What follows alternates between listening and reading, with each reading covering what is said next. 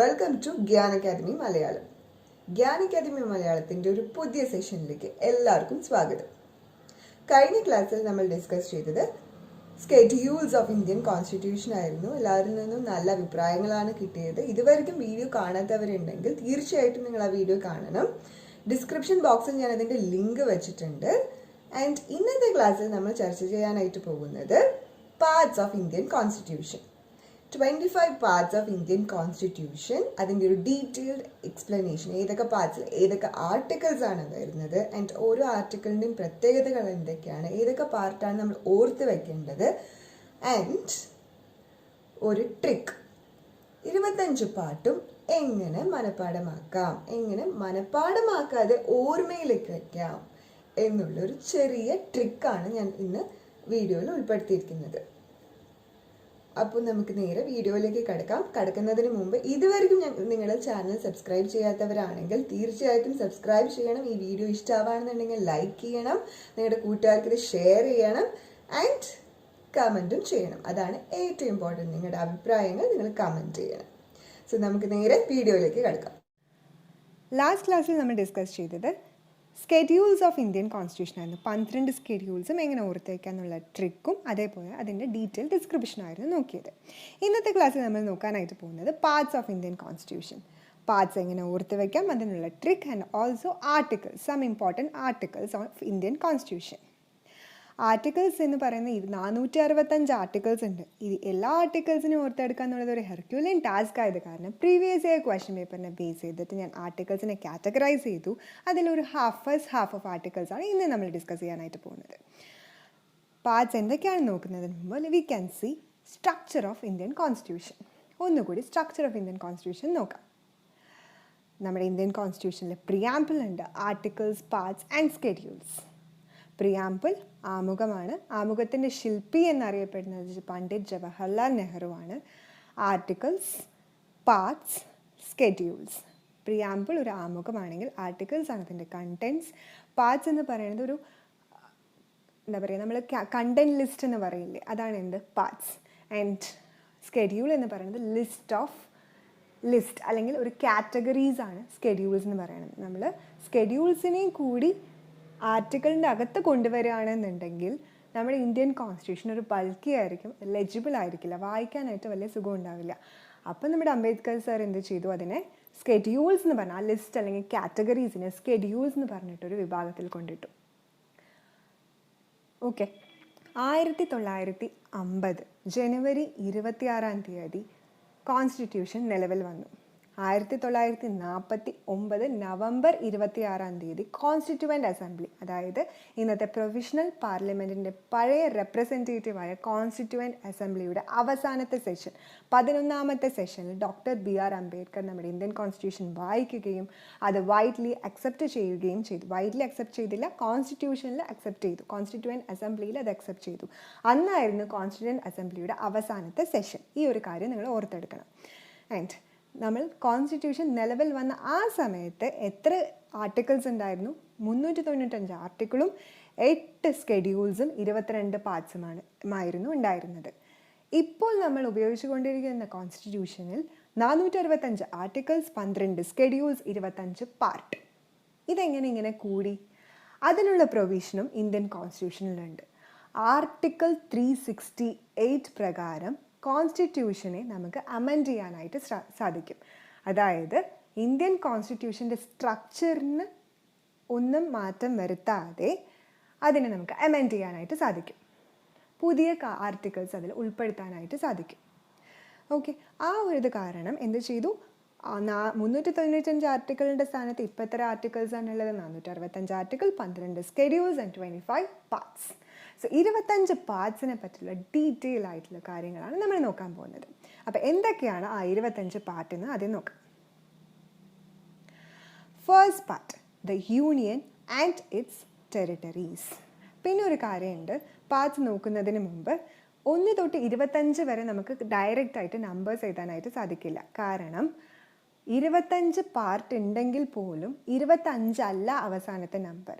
It is last number is numbered as 22. Last number എന്താണ്? 22 ആണ്. Okay, അപ്പോൾ 1 തൊട്ട് 25 വരെ നമ്മൾ ഒരിക്കലും എഴുതാനായിട്ട് സാധിക്കില്ല. അതിൻ്റെ കറസ്പോണ്ടിങ് നമ്പർ നമ്മൾ ഓർത്തെടുക്കണം. ആൻഡ് പിന്നെ ഒരു കാര്യമുണ്ട്, പുതിയതായിട്ട് ആഡ് ചെയ്യപ്പെട്ടവയെ തിരിച്ചറിയാനായിട്ടൊരു വഴിയുണ്ട്. അതായത് റോമൻ ലെറ്റർ മാത്രമാണെങ്കിൽ ഒറിജിനൽ കോൺസ്റ്റിറ്റ്യൂഷനിൽ ഉണ്ടായിരുന്ന അതേ പാർട്ട് തന്നെയാണ് എന്നാണ് അർത്ഥം.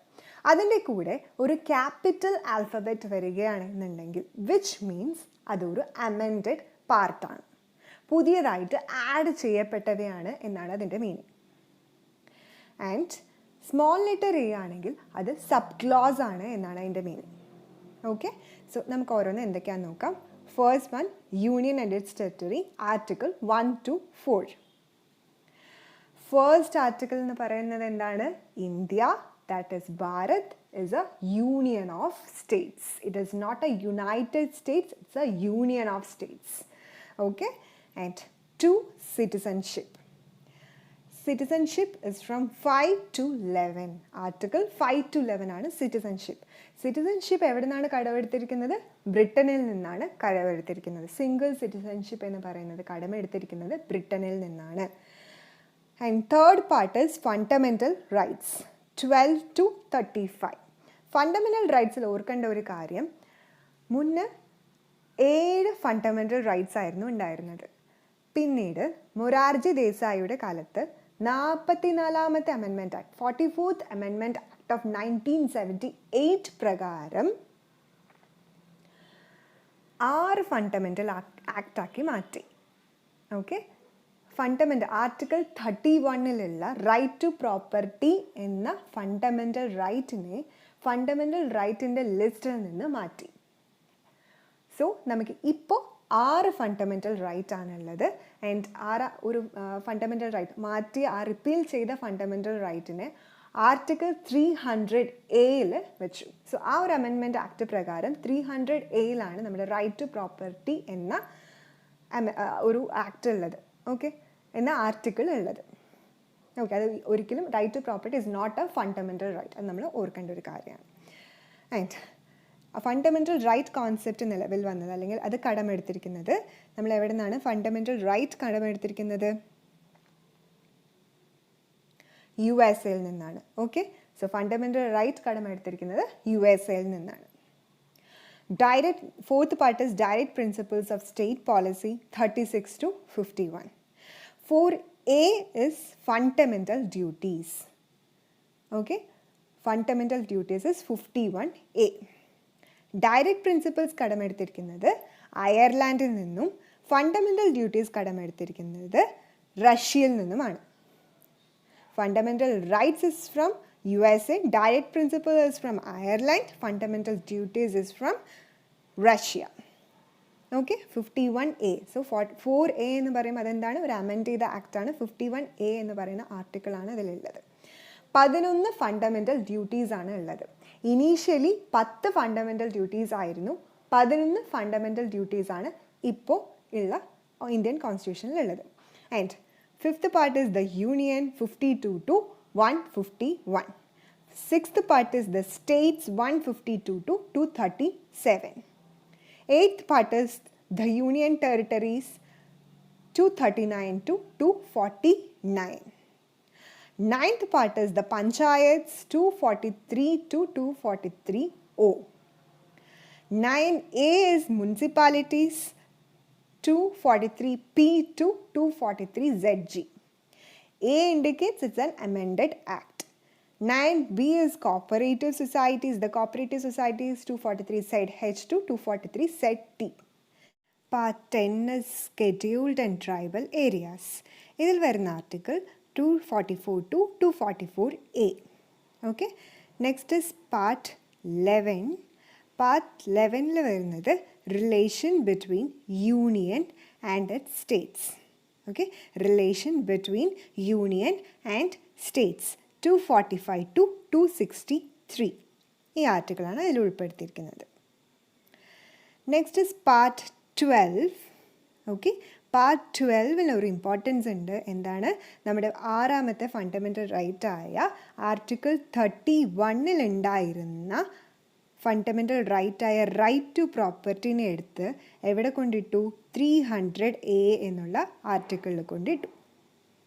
ഓക്കെ, സോ ആ ഒരു കാര്യം ഓർത്ത് വയ്ക്കണം. പാർട്ട് 12 എന്ത് ചെയ്തു? It is about right to property. Okay, finance, property, contract, suits, right to property. ഈ ഒരു ഭാഗമാണ് എന്തിൽ വരുന്നത്? പാർട്ട് 12 വരുന്നത്. സോ ഫണ്ടമെൻ്റൽ റൈറ്റ് ആയിരുന്ന റൈറ്റ് ടു പ്രോപ്പർട്ടീനെ 300A കൊണ്ടിട്ടു. And next is part 13, trade, commerce, intercourse within the territory of India, 301 to 307. ഈ ആർട്ടിക്കിൾസാണ് ഇതിൽ ഉൾപ്പെടുത്തിയിരിക്കുന്നത്. സോ കച്ചവട സംബന്ധമായ കാര്യങ്ങളാണ് ഈ ഒരു 13 പാർട്ടിൽ വരുന്നത്. Then services under the union and States. എന്തൊക്കെ സർവീസസ് ആണ് യൂണിയൻ്റെ താഴെയും അതേപോലെ സ്റ്റേറ്റിൻ്റെ താഴെയും വരുന്നത്? ഇതൊക്കെ, അതായത് public service commission, union public service commission, state public service commission, അങ്ങനത്തെ കാര്യങ്ങളൊക്കെയാണ് ഇതിൽ വരുന്നത്. പാർട്ട് 16 വരുന്നത് 308 to 323. Next is part 14A, that is tribunals എന്നും കൂടി പറയും. 323A to 323B. ഇതാണ് ട്രൈബ്യൂണൽസ് ആണ് ഉൾപ്പെടുത്തിയിരിക്കുന്നത്. ഒരു അമെൻഡ് ചെയ്തിട്ടുള്ള ഒരു ആക്റ്റാണ്. പാർട്ട് 14A എന്ന് പറയുന്നത് അമെൻഡ് ചെയ്ത ഒരു ആക്റ്റാണ്. ഓക്കെ, പാർട്ട് 14A നിലവിൽ വന്ന വർഷം നമ്മൾ ഓർത്തെടുക്കണം. പാർട്ട് 14A എന്താണ്? ഒരു അമെൻഡ് ചെയ്ത ഒരു പുതിയൊരു ആക്റ്റാണ്, ഉൾപ്പെടുത്തിയിട്ടുള്ള ആക്റ്റാണ്. ആൻഡ് പാർട്ട് 14A നിലവിൽ വന്നത് 42nd അമെൻമെൻറ്റ് ആക്ട് ഓഫ് 1976 ഇതേ വർഷം തന്നെയാണ് പാർട്ട് 4Aയും നിലവിൽ വന്നത്. So part 4A and 14A. Okay, 4Aയും 14Aയും 42nd അമെൻമെൻറ്റ് ആക്ട് ഓഫ് 1976 നിലവിൽ വന്നത്. Okay, 42nd amendment act of 1976 part 14Aയും അതേപോലെ തന്നെ പാർട്ട് എത്രാമത്തെ പാർട്ടാണ്? പാർട്ട് 4Aയും നിലവിൽ വന്നത്. ഓക്കെ, 4Aയും 14Aയും നിലവിൽ വന്നത് 42nd അമെൻമെൻറ്റ് ആക്ട് ഓഫ് 1976 പ്രകാരമാണ്.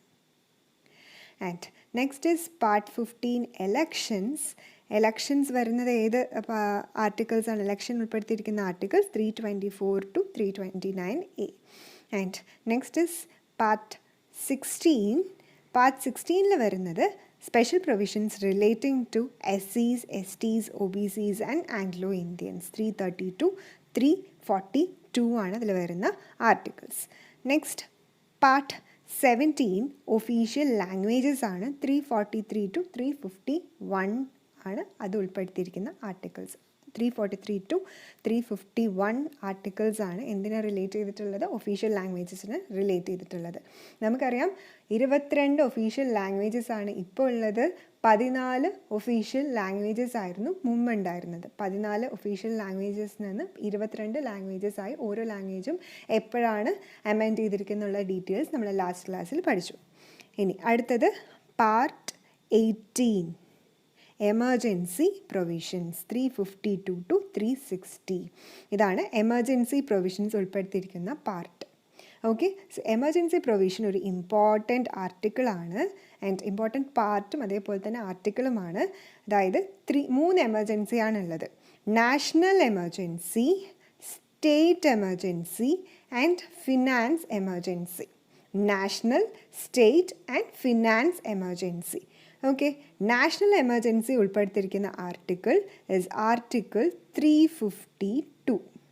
ഓക്കെ, സ്റ്റേറ്റ് എമർജൻസി എന്ന് പറയുന്നത് article 354 and financial emergency is article 360. 4 gap വിട്ടിട്ടാണ് ഓരോന്നും വന്നിരിക്കുന്നത്. Okay, 352 national emergency, article 354 state emergency and article 360 deals with financial emergency. And ഓർക്കേണ്ട ഒരു കാര്യം, ഇതുവരെയ്ക്കും ഇന്ത്യയിൽ ഫിനാൻഷ്യൽ എമർജൻസി എന്നുള്ള എമർജൻസി നിലവിൽ വന്നിട്ടില്ല. ഓക്കെ, സോ ഇതൊക്കെയാണ് എമർജൻസി പ്രൊവിഷൻസ്. 3 എമർജൻസീസ് ആണ് ഉള്ളത്. And part 19 deals with miscellaneous. 361 to 367. Then part 20, very important part, is amendment of constitution. ഇങ്ങനെ ഒരു പാർട്ട് ഉള്ളത് കൊണ്ടാണ് നമുക്ക് കോൺസ്റ്റിറ്റ്യൂഷനിൽ ചേഞ്ചസ് വരുത്താനായിട്ട് സാധിക്കുന്നത്. Amendment of constitution. ആൻഡ് ഇതിന് വേറൊരു പ്രത്യേകത കൂടിയുണ്ട്.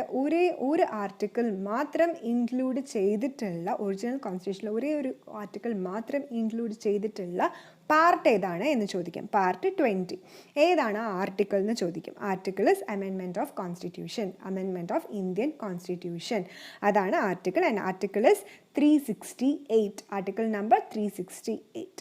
ഓക്കെ, സോ ഈ ഒരു പാർട്ടിലാണ് ഏറ്റവും ചെറിയ ചാപ്റ്റർ ഉള്ളത്. ആ ചെറിയ ചാപ്റ്ററിൻ്റെ പേരാണ് amendment of Indian constitution. And ഈ ഒരു ക്ലോസ് വെച്ചത് കൊണ്ടാണ് നമുക്ക് അമെൻഡ് ചെയ്യാൻ പറ്റുന്നത്. We can make changes on the Indian constitution. Okay, part 21 വരുന്നത് temporary, transitional and special provisions.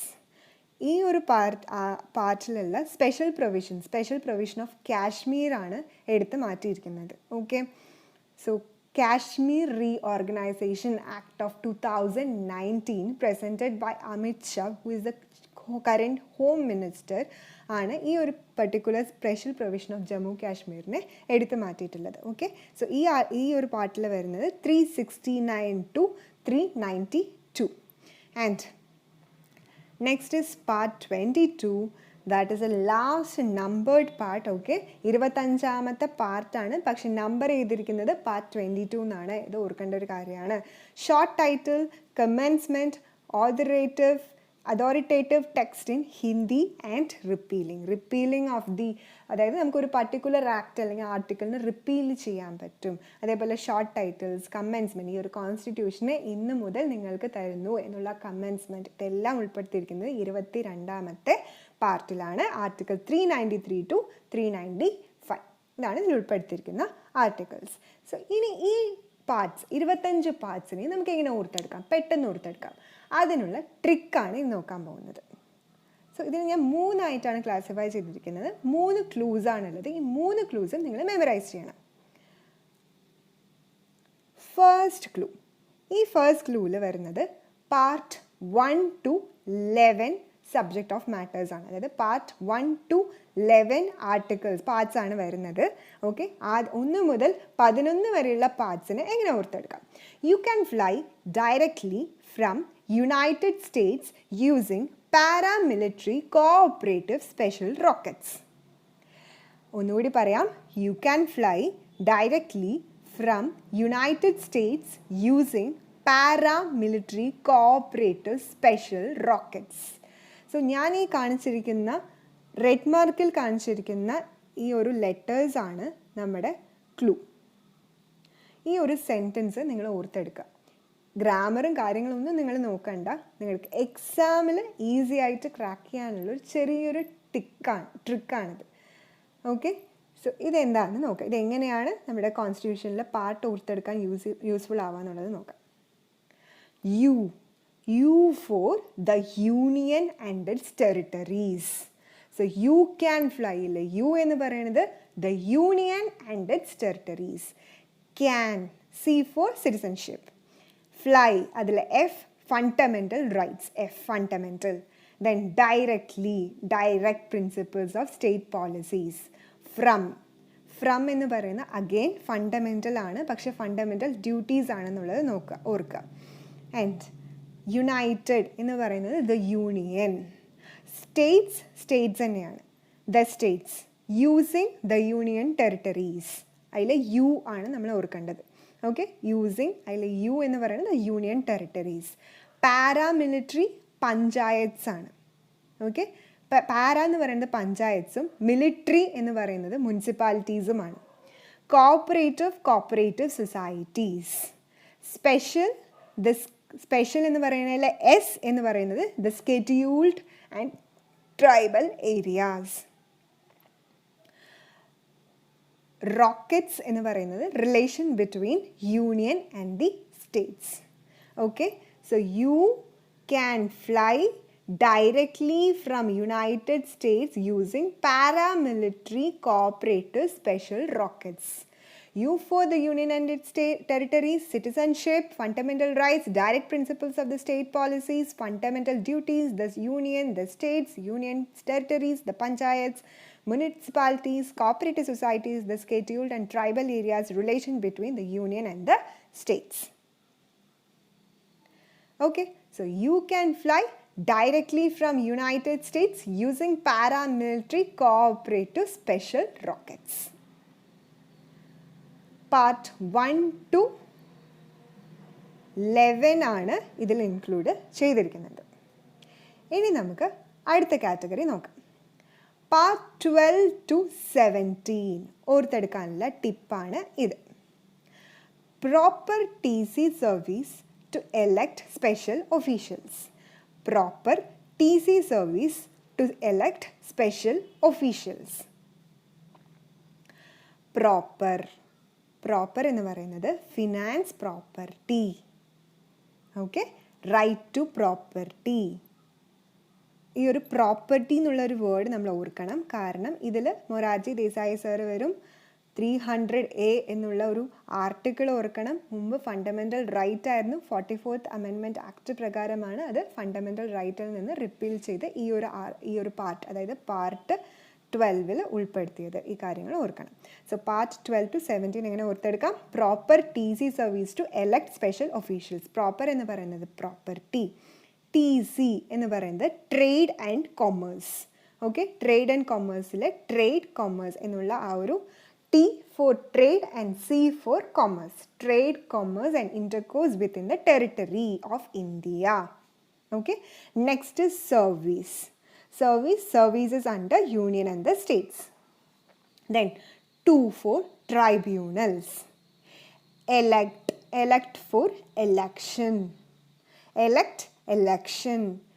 Special is for special provisions. Special ഓർത്തെടുക്കാൻ special provisions relating to SCs and STs or OBCs and Anglo-Indians. അത് ഓർക്കണം. Next is officials. Special officials എന്നല്ല നമ്മുടെ clue. Official languages ആണ് ആ official എന്ന് പറയുന്നത്. Okay, so proper TC service to elect special officials. Next clue, നമ്മുടെ last clue, അതായത് പാർട്ട് 17 to പാർട്ട് 22 നമ്മളെങ്ങനെ ഓർത്തെടുക്കാം എന്നുള്ളതാണ്. Emerging missile amend special titles. Emerging missile amend special titles. Special titles എന്ന് കൊടുത്താൽ നമുക്ക് ഇവിടെയും സ്പെഷ്യൽ ഉണ്ട്, ഇവിടെയും സ്പെഷ്യൽ ഉണ്ട്.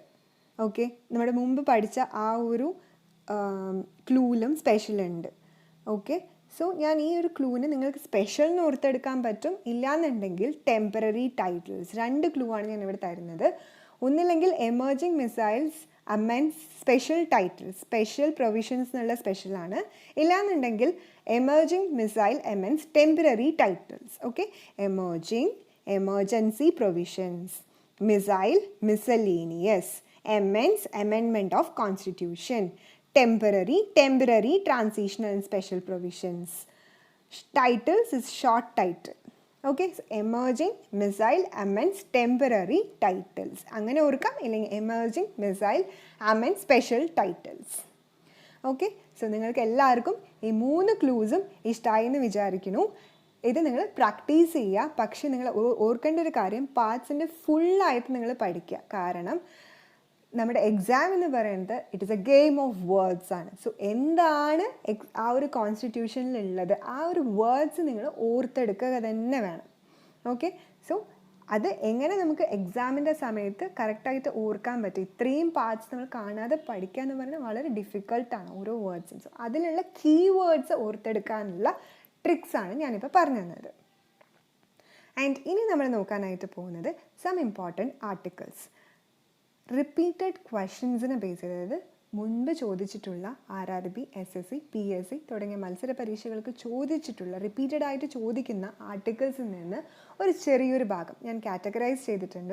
ഒരു ടാബുലേഷൻ ഉണ്ടാക്കിയിട്ടുണ്ട്. അതിലൊരു ചെറിയൊരു ഭാഗമാണ് ഇന്ന് നമ്മൾ നോക്കാനായിട്ട് പോകുന്നത്. അടുത്ത വീഡിയോയിൽ ഞാൻ ഇതിൻ്റെ കംപ്ലീറ്റ് ആയിട്ടുള്ള ലിസ്റ്റ് നിങ്ങൾക്ക് പറഞ്ഞു തരുന്നതാണ്. സോ ഇന്ന് എന്തൊക്കെയാണ് ആ ആർട്ടിക്കിൾസ് എന്നുള്ളത് ഒന്നുകൂടി നോക്കാം. സോ ഫസ്റ്റ് പാർട്ടിൽ വരുന്ന ആർട്ടിക്കിൾസ്, ആർട്ടിക്കിൾ 1 and 3 ആണ് ഏറ്റവും ഇമ്പോർട്ടൻറ്റ്. ആർട്ടിക്കിൾ 1 എന്ന് പറയുന്നത് name and territory of the union. നമ്മുടെ ഇന്ത്യയുടെ പേര്, അതേപോലെ ടെറിട്ടറി. യൂണിയൻ ടെറിട്ടറി അല്ല, ടെറിട്ടറി. ഇന്ത്യയുടെ ബോർഡേഴ്സ്, ബൗണ്ടറീസ്, ഇതൊക്കെയാണ് name and territory of the യൂണിയനിൽ വരുന്നത്.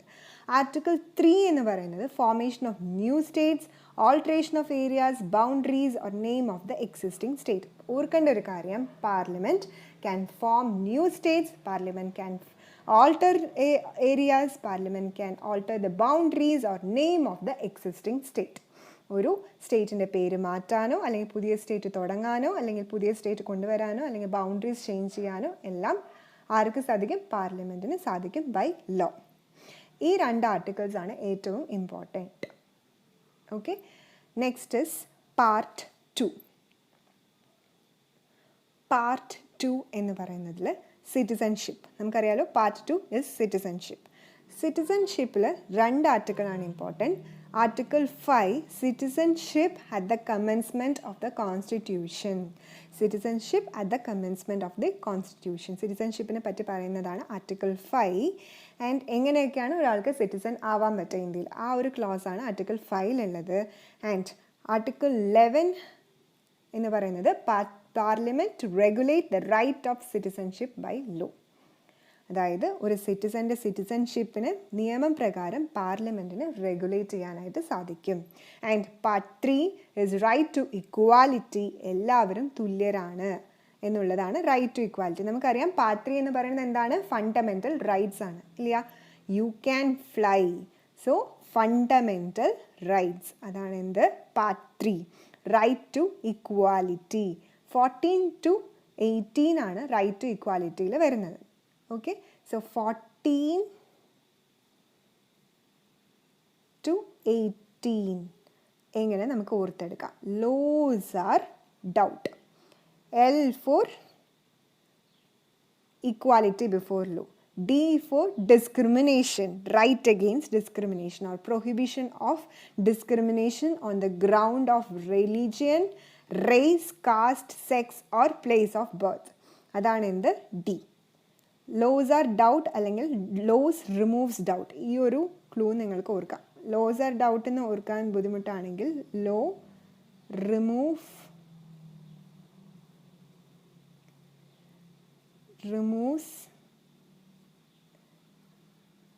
doubt. Okay, law removes doubt എന്ന് ഓർക്കാം. ഇല്ലാന്നുണ്ടെങ്കിൽ laws are doubt. So equality rights വളരെ ഇമ്പോർട്ടൻ്റ് ആണ്. ലോ എന്ന് പറയുന്നത് equality before law. D for prohibition of discrimination on the grounds of religion, race, caste, sex or place of birth. ഈ O for opportunity. ഈ ഒരു കീവേഡാണ് ഓർത്ത് വെക്കേണ്ടത്, ഓപ്പർച്യൂണിറ്റി എന്നുള്ള keyword. So equality of opportunity in matters of public employment. Okay, next is article 17 which is abolition of untouchability. So ഡൗട്ടിൽ U എന്ന് പറയുന്നതാണ് untouchability. And next is abolition of titles. So T for titles. Titles എന്നുള്ള കീവേഡാണ് നമ്മളിവിടെ ഓർത്ത് വെക്കേണ്ടത്. So law removes doubt or laws are doubt. Okay, ഈ ഒരു കീവേഡ് നിങ്ങൾ ഓർത്ത് വെച്ചാൽ റൈറ്റ് ടു ഇക്വാലിറ്റി എന്ന് പറഞ്ഞാൽ 14 തൊട്ട് 18 വരെയുള്ള ആർട്ടിക്കിൾസ് നമുക്ക് കാണാതെ പഠിക്കാം. അതായത് 14, 15, 16, 17, 18 5 ആർട്ടിക്കിൾസും laws removes doubt or laws are doubt. ഈ ഒരു കീവേഡ് നിങ്ങൾ ഗ്രാമറും കാര്യങ്ങളൊന്നും നോക്കരുത്, ഇത് ജസ്റ്റ് ഒരു ട്രിക്കാണ്. Next is right to freedom. അടുത്ത ഫണ്ടമെൻ്റൽ റൈറ്റ് ആണ് എന്ത്? Right to freedom. 19 to 22 articles വരയ്ക്കുമാണ് എന്തുള്ളത്? റൈറ്റ് ടു ഫ്രീഡം എന്ന് പറയുന്ന ഫണ്ടമെൻ്റൽ റൈറ്റിനെ പറ്റി പറയുന്നത്. 19ാമത്തെ ആർട്ടിക്കിളിൽ പറയുന്ന protection of certain rights regarding freedom of speech etcetera. നമുക്ക് 6 ഫ്രീഡംസ് ആണുള്ളത്. ഈ 6 ഫ്രീഡംസിൽ വരുന്നത് freedom of speech, association or unions form ചെയ്യാൻ പറ്റും, and to assemble and without arms to move throughout the territory of India, to reside and settle in any part of territory of India, to practice any profession or to carry on any occupation, trade or business. ഇതാണ് 6 ഫ്രീഡത്തിൽ വരുന്നത്. ആ 6 ഫ്രീഡമാണ് article 19. Okay, then article 21 is protection of life and personal liberty. Protection of life and personal liberty ആണ് എന്ത്? Article 21. ഈ ആർട്ടിക്കിളിന് ഒരു പ്രത്യേകത കൂടിയുണ്ട്. National emergency വരുന്ന സമയത്ത് president can repeal or president can remove all the fundamental right except this right. ഈ ഒരു റൈറ്റ് ഒഴിച്ച് ബാക്കി എല്ലാ ഫണ്ടമെൻ്റൽ റൈറ്റിനെയും റിമൂവ് ചെയ്യാനുള്ള ഒരു അധികാരം പ്രസിഡന്റ് ഓഫ് ഇന്ത്യക്ക് ഉണ്ട് during national emergency. National emergency വരുന്നത് ആർട്ടിക്കിൾ 352 പ്രകാരമാണ്. ഓക്കെ, സോ ഈ ഒരു കാര്യം ഓർത്ത് വയ്ക്കുക. നാഷണൽ എമർജൻസിനെ പറ്റിയും ഡീറ്റെയിൽ ആയിട്ട് നമ്മൾ വരും വീഡിയോകളിൽ കാണാം. അപ്പോൾ ഇപ്പോൾ നിങ്ങൾ ഓർത്ത് വയ്ക്കേണ്ട ഒരു കാര്യം ആർട്ടിക്കിൾ 21 എന്ന് പറയുന്നത് protection of life and personal liberty. Next is article 21A, right to education. Okay, and article 22 is protection against arrest and detention in certain cases that you have to understand. And next is right against exploitation from article 23 and 24. 23 is prohibition of traffic in human beings and forced labor. അതാണ് എൻ്റെ article 23 വരുന്നത്. Article 24 എന്ന് പറയുന്നത് prohibition of employment of children in factories and so on, that is child ലേബറിൻ്റെ prohibition. And next is right to freedom of religion. Right to freedom of religion from 25 to 28 ആർട്ടിക്കിളിലാണ് വരുന്നത്. And cultural educational റൈറ്റിൽ വരുന്നതാണ് in the 29 to 30. Okay, 29 to 30 ആണ് cultural and educational റൈറ്റ്സിനെ പറ്റി പറയുന്ന articles. And right to constitutional remedies, very very important. നമ്മുടെ നമ്മൾ പറഞ്ഞു നമുക്ക് എത്ര ഫണ്ടമെൻ്റൽ റൈറ്റ് ഉണ്ട്? 6 ഫണ്ടമെൻ്റൽ റൈറ്റ് ഉണ്ട്. ഈ 6 ഫണ്ടമെൻ്റൽ റൈറ്റും നമുക്ക് പ്രിസർവ് ചെയ്യുന്നത്, ഫണ്ടമെൻ്റൽ റൈറ്റിന് നമുക്ക് പ്രിസർവ് ചെയ്യുന്നത് എങ്ങനെയാണ്? Through this right to constitutional remedies. നമ്മുടെ ഏതെങ്കിലും ഫണ്ടമെൻ്റൽ റൈറ്റ് പ്രിസർവ് ചെയ്യപ്പെടുന്നില്ല എന്നുണ്ടെങ്കിൽ we can directly get advice from court. Okay, constitutional remedies നമുക്ക് തേടാനായിട്ട് സാധിക്കും. ഈ ഒരു റൈറ്റ് ആണ് എന്ത് 32 ആർട്ടിക്കിളിൽ പറയുന്നത്. ഓക്കെ, സോ ആർട്ടിക്കിൾ 32 എന്ന് പറയുന്നത് നമ്മുടെ ഫണ്ടമെൻ്റൽ റൈറ്റ് ആരാ പ്രിസർവ് ചെയ്യുക? Supreme court of India. Okay, supreme കോർട്ടാണ് നമ്മുടെ റൈറ്റിനെ പ്രിസർവ് ചെയ്യുന്നത്. ഫണ്ടമെൻ്റൽ റൈറ്റിന് ആരാണ് പ്രിസർവ് ചെയ്യുന്നത്? Supreme court of India. Supreme court of India എങ്ങനെ റൈറ്റ്സിനെ പ്രിസർവ് ചെയ്യുക? Through Ritz.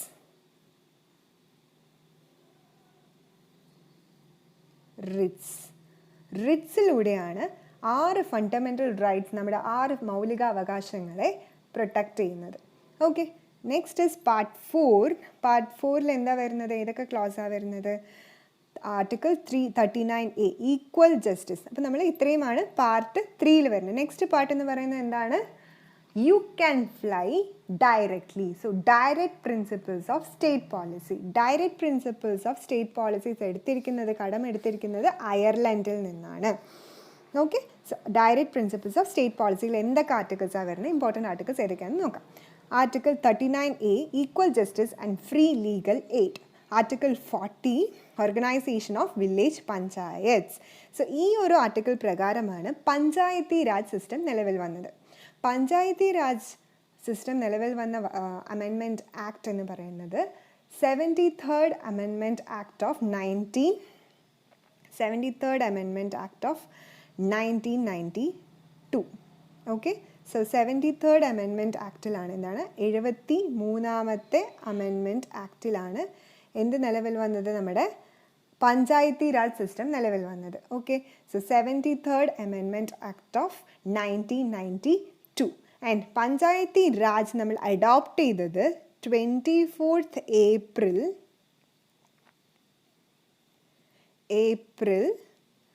1993 ശേഷമാണ്. ഓക്കെ, സോ അത് കാരണം 24th April is celebrated as Panchayati Raj day. Okay, so ഇതൊരു കാര്യം ഓർത്ത് വയ്ക്കാം. ഡയറക്റ്റ് പ്രിൻസിപ്പിൾസിലാണ് ഈ ഒരു കാര്യം വരുന്നത്. Article 44 is uniform civil code for all the citizens, and article 45 is provision for early childhood care and education to children below the age of 6 years. Next is article 47, prohibition of liquor. Article 48, prohibition of slaughter of cows. ഇത് രണ്ടും വളരെ important ആണ്. Article 47 ആണ് prohibition of liquor. Article 48 is slaughter of cows.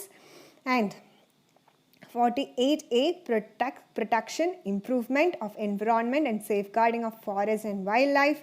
49 is protection of monuments and places of objects of national importance. Article 50, separation of judiciary from executive. Article 51, promotion of international peace and security. Next is part 4A, you can fly directly from. So from for fundamental duties. So article 51A പറയുന്നത് fundamental duties ആണ്. So fundamental duties.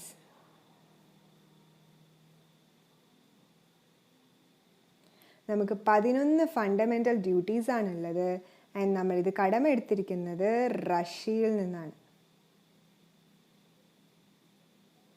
Okay, റഷ്യയിൽ നിന്നാണ് fundamental duties കടമെടുത്തിരിക്കുന്നത്. Next is part 5. Part 5 ആണ് എന്ത്? You can fly directly from united. So united for the union. യൂണിയനിൽ വരുന്ന important articles: the President of India, Parliament, Supreme Court, Comptroller and Auditor General. Part 5ലുള്ള articles 52 മുതൽ 151 വരെയുള്ള ആർട്ടിക്കിൾസിനെ നമ്മൾ എങ്ങനെ ക്ലാസിഫൈ ചെയ്തിരിക്കുന്നതെന്ന് വെച്ചാൽ, ആദ്യത്തെ ആർട്ടിക്കിൾ അതായത് 52 മുതൽ 78 വരെയുള്ള ആർട്ടിക്കിൾ, 52 മുതൽ 78 വരെയുള്ള ആർട്ടിക്കിൾ പ്രസിഡന്റ് ഓഫ് ഇന്ത്യ, പ്രസിഡന്റിനെ കൺസേൺ ചെയ്യുന്നതാണ് ആ ഒരു ആർട്ടിക്കിളിൽ. 79 മുതൽ 123 വരയ്ക്കും പാർലമെൻറ്റ്, പാർലമെൻറ്റിലുള്ള രാജ്യസഭ, ലോക്സഭ, പാർലമെൻറ്റ്. രാജ്യസഭ എന്ന് പറയുന്ന ആർട്ടിക്കിൾ 80 ആണ് രാജ്യസഭ, ആർട്ടിക്കിൾ 81 ആണ് ലോകസഭ. ഓക്കെ, സോ പാർലമെൻറ്റ് ആണ് article 79 to 123. Next is 124 to 147. Supreme court. Supreme കോർട്ടിൽ എത്ര ചീഫ് ജസ്റ്റിസ് ആണ്, എത്ര ജഡ്ജസ് ആണ് ഉള്ളത്, ഇൻക്ലൂഡിങ് ചീഫ് ജസ്റ്റിസ്, അങ്ങനെയുള്ള കാര്യങ്ങളാണ് എന്ത് പറയുന്നത്, ആർട്ടിക്കിൾ 124 to 147 ആണ്. Okay, and provisions relating to supreme court. Next is article 148 to 151, that is comptroller and auditor general. CAG ഓഫീസാണ് എന്ത് ഈ ഒരു ആർട്ടിക്കിൾ 148 to 151 വരുന്നത്. വളരെ ഇമ്പോർട്ടൻ്റ് ആയിട്ടുള്ള ഒരു പാർട്ടാണ് നമ്മുടെ പാർട്ട് 5 എന്ന് പറയുന്നത്. സോ പാർട്ട് 5നെ പറ്റിയുള്ള ഡീറ്റെയിൽ ഡിസ്ക്രിപ്ഷനും കൂടാതെ ബാക്കിയുള്ള ആർട്ടിക്കിൾസ്, ബാക്കിയുള്ള ഇമ്പോർട്ടൻ്റ് ആർട്ടിക്കിൾസുമായിട്ട് ഞാൻ അടുത്ത വീഡിയോയിൽ വരാം. സോ ഇന്നത്തെ ക്ലാസ്സിൽ നമ്മൾ ഡിസ്കസ് ചെയ്തത് പാർട്സ് ആയിരുന്നു. പാർട്സ് എങ്ങനെയാണ് പഠിക്കേണ്ടത്, tricks to remember the 25 parts of Indian constitution and ഓരോ പാർട്ടിലും ഏതൊക്കെ ആർട്ടിക്കിൾസ് ആണ് ഇൻക്ലൂഡ് ചെയ്തിട്ടുള്ളത് ആൻഡ് സം ഇമ്പോർട്ടൻറ്റ് ആർട്ടിക്കിൾസിൻ്റെ ഒരു ഫസ്റ്റ് ഹാഫാണ് നമ്മൾ ഇന്നത്തെ ക്ലാസ്സിൽ കണ്ടത്. Thanks for watching. എല്ലാവർക്കും വീഡിയോ ഇഷ്ടമായിട്ടുണ്ടാവുമെന്ന് വിചാരിക്കുന്നു. വീഡിയോ ഇഷ്ടമായിട്ടുണ്ടെങ്കിൽ തീർച്ചയായിട്ടും നിങ്ങൾ ലൈക്ക് ചെയ്യുക. ഇതുവരെയും ചാനൽ സബ്സ്ക്രൈബ് ചെയ്യാത്തവരുണ്ടെങ്കിൽ സബ്സ്ക്രൈബ് ചെയ്യുക. ആൻഡ് മോസ്റ്റ് ഇമ്പോർട്ടൻറ്റ് തിങ് നിങ്ങളുടെ കമൻറ്റ്സ്. നിങ്ങളുടെ കമൻറ്റ്സാണ് ഞങ്ങളുടെ മുന്നോട്ടുള്ള യാത്രയ്ക്കുള്ള പ്രചോദനം. നിങ്ങളുടെ അഭിപ്രായങ്ങൾ ഞങ്ങൾക്ക് കമൻറ്റ് ചെയ്യുക.